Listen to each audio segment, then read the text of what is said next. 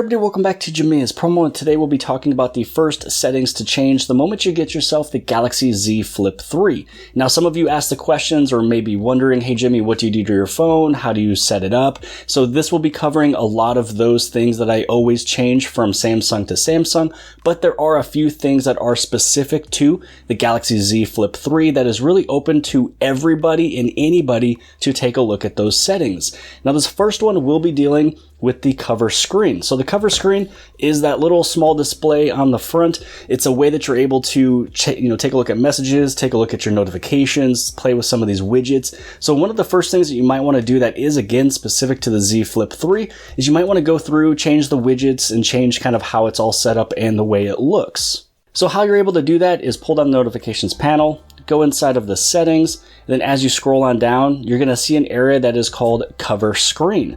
Now, cover screen has its own category, which is awesome. It's not set up underneath display, and I'm very glad that Samsung has done that. Now, inside of the options for cover screen, you have clock style, widgets, and turn on screen for notifications. So anytime you do get a notification, it'll turn on that cover screen for you, just so you can see that something has come in since your phone is not open like the traditional phones. But you have clock style and widgets. So inside of clock style, the one that comes out of the box is this top left option here. But because that was kind of boring for the thumbnail, I went over, switched it to this one, and this is the one I've been using for the moment. Now, as you go through, you can also see that some of these will be different, icons and logos or different colors, things like that. So when you go through, what you see right at the very beginning might not be what you get, every single time. So it was originally a cat, could be a dog.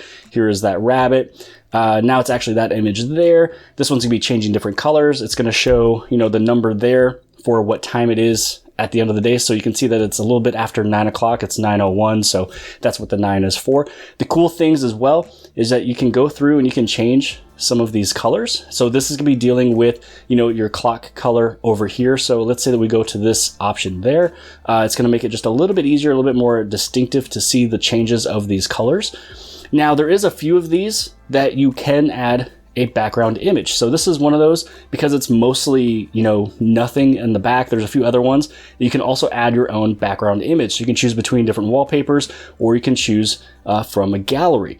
Now, if there's any of these that you would like to use, let's say that we go with this number 9 right over here. I think it's actually pretty nice. And it looks pretty good with the black back there with white as the accent for the clock.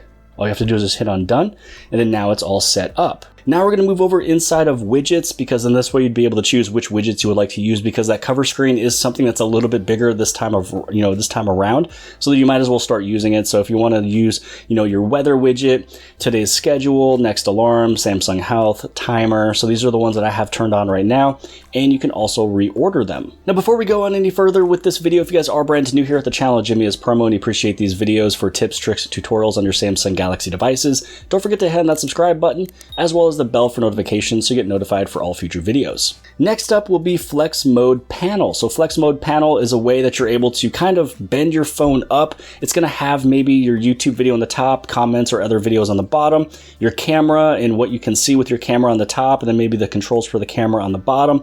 It's actually pretty cool, and how you're able to turn that on is underneath Advanced Features.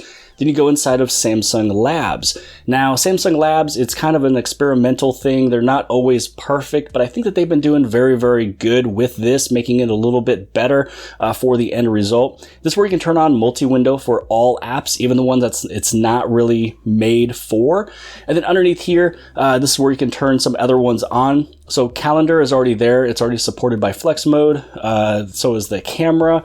You can also take a look at Duo is sitting there. Gallery is sitting there. So there's some of them already stock sitting there that you're able to do it with. But if you want to add more, maybe you wanted to add in the calculator, maybe it's something that you use all the time. Maybe you want Facebook to do that as well. Now, I don't have a lot of applications on here just because I don't have everything set up just yet. I really kind of just started fresh with this phone. I'm not even using Samsung Smart Switch with this one. Now, as you add in more applications, more and more will be on this list. So pretty much what's going to happen is when your phone is folded upright, the app you're using will appear at the top of the screen and the panel will appear at the bottom of the screen with extra controls to help you use the application. So just as example, taking a look at that calculator one, so you notice that the calculator did move up to the top of the display over there. Now, because there's not too much you can really do with this application, for this one specifically, this icon right here will pull down the notifications panel. This one will take a screenshot. This one will change the brightness. Then this one can also change the volume, things like that. So some of them will come with some really nice tools on the bottom, and for the rest of them, it might be just something very general like that. So now that you've played with a few things that are specific to the Flip 3, now we're going to go through some of these that'll kind of go along with some of the rest of the phones out there. And one of those is going to be, for me personally, I'm not really a big fan of all of this white. It's a little bit too white, too light. So I'm a big fan of dark mode, and it does actually in fact help just a little bit with your battery life, because what's happening is anywhere on a AMOLED display, pretty much what's going on is that because it's black, there is nothing being illuminated at that moment in time. So if you are using that light mode, there is all these individual pixels that are illuminating those small little areas. So again, anywhere that you see that it's black, those LEDs, they are not lit up. So again, it does help with the contrast, keeping the blacks blacker, the whites whiter, but it also does help with some of your battery life. Now, after you've done that, you do want to go inside of your display. So there's a lot of settings that you can change inside of the display, and especially with the Galaxy Z Flip 3 versus the Flip 2, because it didn't have the option to do motion smoothness. So you were not able to do 120 Hertz on the Flip 2 or even the Flip 1. So this one, you probably want to go through and turn it on. It's going to make the screen and display look so much better if you had the Flip 2. Now, the next thing that I always have to make sure is turned on is going to be changing the screen timeout. So even in these videos here, you can see that sometimes I have to tap the display just to re-illuminate it. Now, I usually go with 2 minutes or 5 minutes. 2 minutes for me is usually pretty good, even though it takes a little bit more battery than having it for 30 seconds. I feel that it's just better for me personally, because I do like to have my phone set out sometimes. Sometimes I have to grab a bottle of milk for the little one. I just set the phone down, keep the screen on, get the milk, come back, and then I can go back to using it without having to re-unlock my phone. Next up will be the navigation bar on the very bottom, just because, again, I'm not used to having these buttons. It makes it so much easier if I'm already close to the edge of the phone with the way that I'm holding it, because your thumb is right here. It's going to make it so much easier just for you to go back. So I do always turn on the swipe gestures.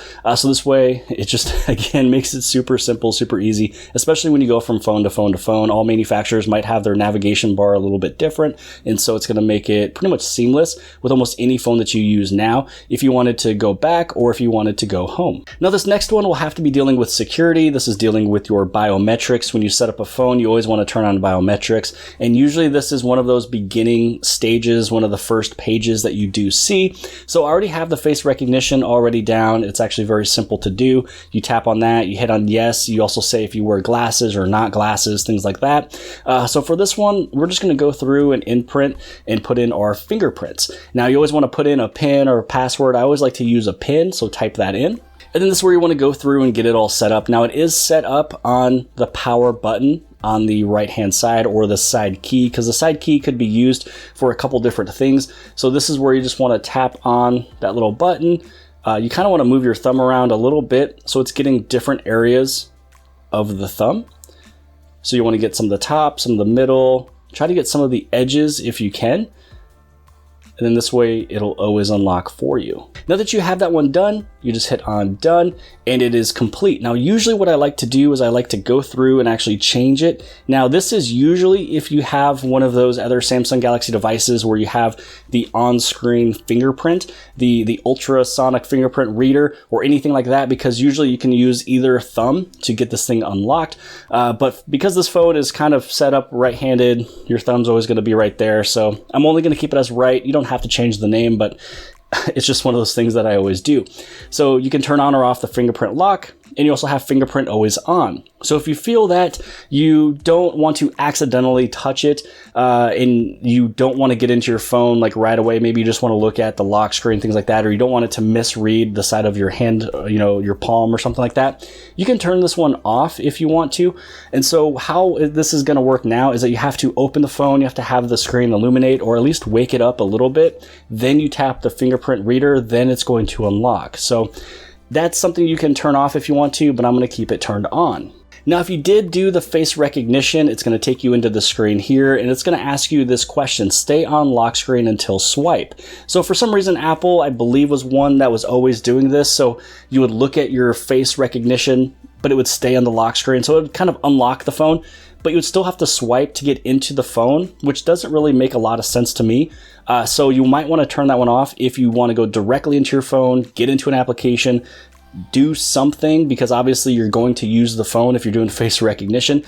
So then you can just turn this one off here so it's not sitting in that lock screen. You also have the option here for faster recognition, require open eyes, and it can even brighten the screen. Now for me, sometimes I don't want it to get so bright at night. I don't want it to illuminate really bright with white, so I did turn that one off. This next one will be the side key settings. And so when you press and hold on the side key, usually a lot of people like to go into the power menu for reset, power off, things like that. When you first get a Samsung phone, it goes into Bixby. Why it does that, I have no idea. I think that they should automatically go into this screen here. So all you got to do is pull down that notifications panel twice. When you hit on that power button, just go to side key settings.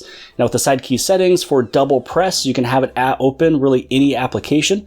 You can also have it open Bixby, or you can open up the camera really quick, which that's probably the best option, especially now that the cover has better cameras and a larger display. And down over here for press and hold, this is where you do power off menu. Now this next thing to change, you definitely want to do this on the Z Flip 3. You want to do it on really any other Samsung phone, because you were not able to do this on the Z Flip 2 because it did not have stereo sound. The Flip 3 has stereo sound, and so what you want to do is go inside of your settings. You're going to tap on sounds and vibration, and then underneath here you want to go to sound quality and effects. So this is where you want to turn on Dolby Atmos. Then you want to go to your equalizer, and you can play around with things. You can keep it as normal, but usually I like to go to rock. So then this way, when you're listening to music, watching videos, it's going to sound so much better because now it does finally have stereo sound. Now this next thing I like to change is one of those that you might not be into. Some people might even not know that you're able to do this, but I like to change and customize my Google search bar widget. Now sometimes it was a lot easier to change it right from this display here because there was a settings button. Now if you don't see it, just go on the very top right hand side where you have your little icon, and then up over here, you're going to go inside of settings. Now inside of settings, you want to go down here for search widget, and then you go to customize widget. Now from here, you can change how you want your Google or the little G to look.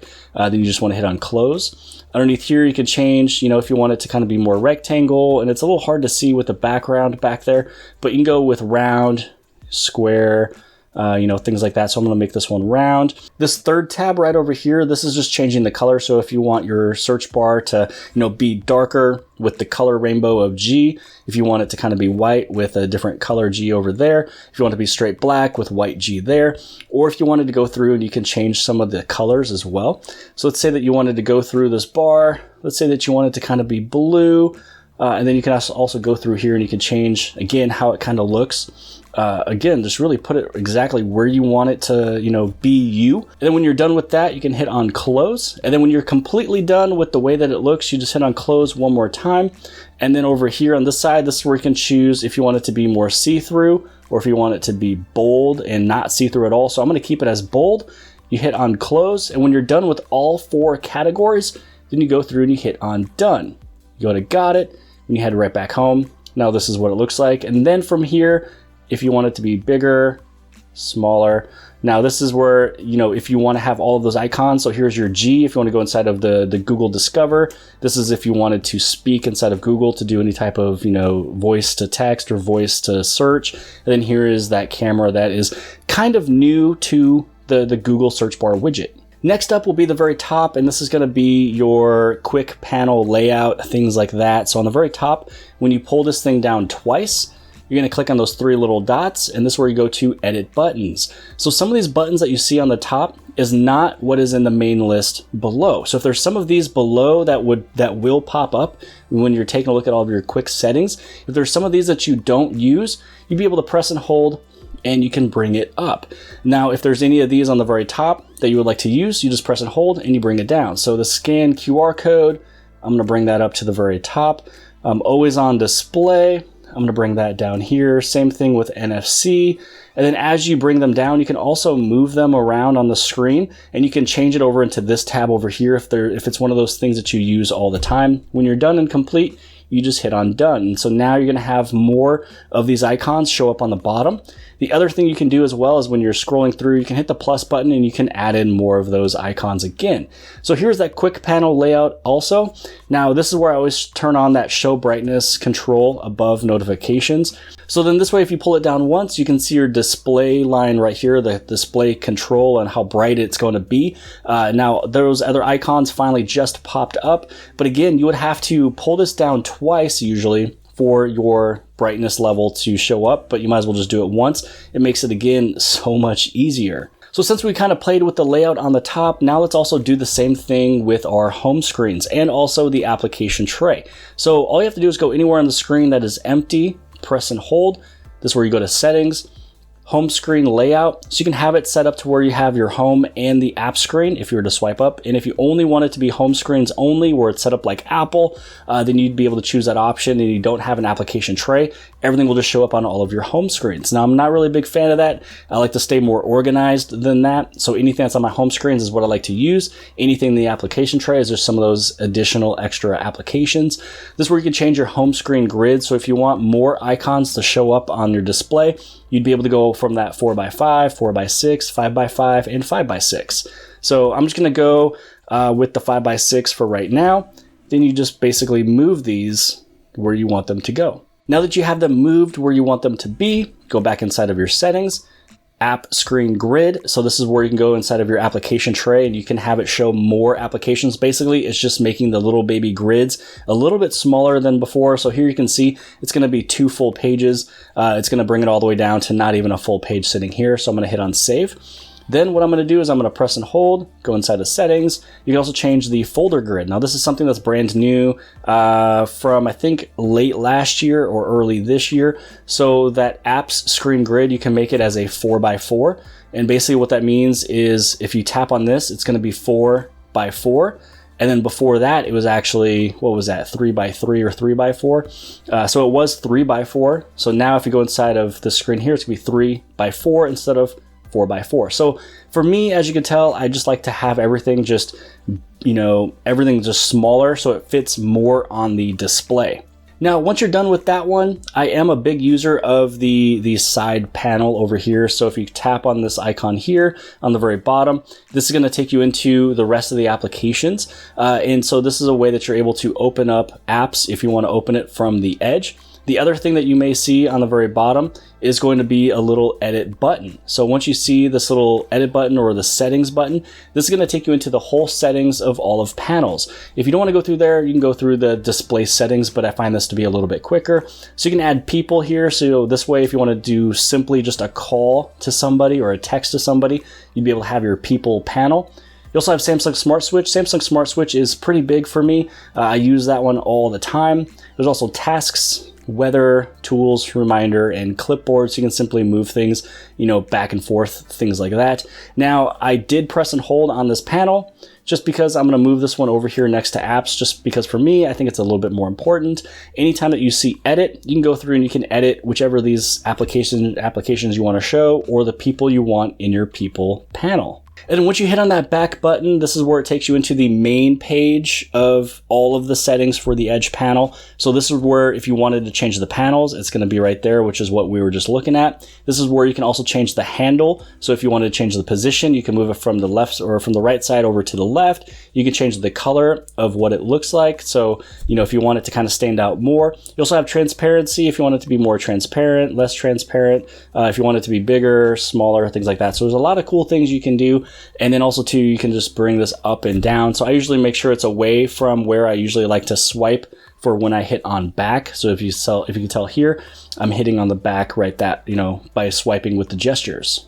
So now for this next one, it might be one that you don't really care about too much, but it is a new feature on the newer Samsung Galaxy devices, and that will be playing with protecting your battery. So this way you're not going to overly charge it. So all you have to do is just go right inside of your settings. You're gonna go to battery and device care. Now inside of there, you wanna hit on battery. On the very bottom, you're gonna see more battery settings. and this is where you go to protect battery. So to extend the lifespan of your battery, limit the maximum charge to 85%. So you can do this on a normal daily basis if you're always around chargers, if you're working at the office, working at home, whatever it may be.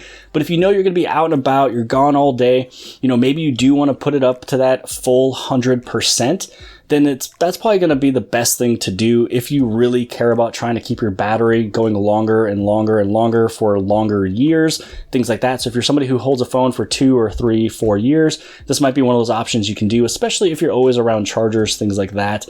But if you don't really care, then you can just have this thing turned off. Now, normally that would be the end of today's video, but there is 2 things that I personally have to do to this phone because this is my first time setting it up. And so the first thing I'm going to do is go inside of the camera.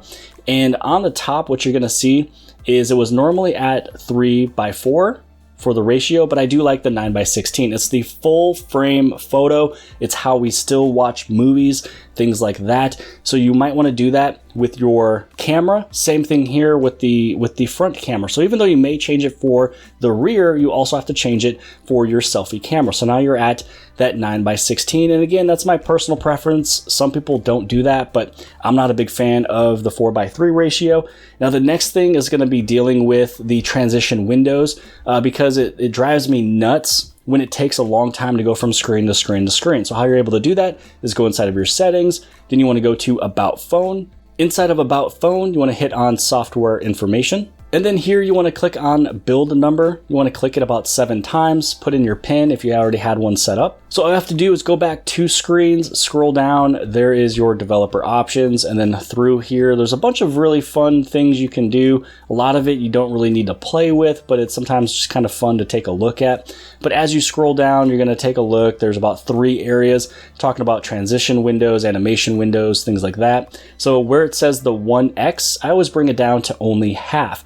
And that's going to basically take these little animations and cut them off by half of the time it takes. So this way you can go from screen to screen to screen super quick. And it does kind of help your phone go just a little bit quicker, or at least feel a little bit quicker. So that is it for today's video. That is pretty much almost everything I do. I mean, honestly, the first time you do it, the second time you do it, the third time you do it, it goes really quick. Also too, if you use Samsung Smart Switch, some of these may move over, not all of them.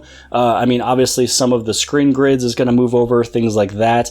But I always do have to go, usually inside of the settings, I have to go to display. I have to make sure, again, screen timeout is going to be a little bit longer. I have to change my navigation bar every time. I have to turn off those animation windows and scales, things like that every single time. And then that's pretty much how I set up my phone. And because of the Z Flip 3 being brand new, you do want to play with the flex mode. You also do want to play with the cover screen settings. But I hope you guys have appreciated this video. If you guys did, please give it a big thumbs up. Don't forget to hand subscribe. Subscribe right over here in the very bottom left hand side. And if you like this video, then more than likely you'll also like this video. And I'll see you guys later.